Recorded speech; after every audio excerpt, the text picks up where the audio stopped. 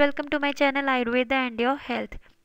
Friends, in this video I will tell you that 99% of people don't know that drinking coconut oil in the way I will tell you will cure your constipation.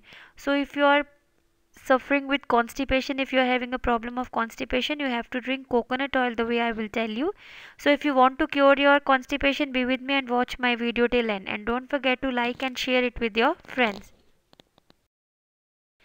Consuming half a teaspoon in the morning and half teaspoon of coconut oil in the evening, it ends your constipation.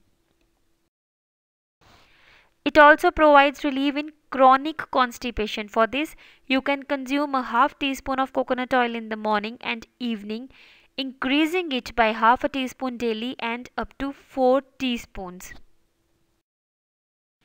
I hope you like this information. Don't forget to share it with your nears and dears, and don't forget to subscribe my channel Ayurveda and your health. Stay healthy, stay happy. Thank you, friends.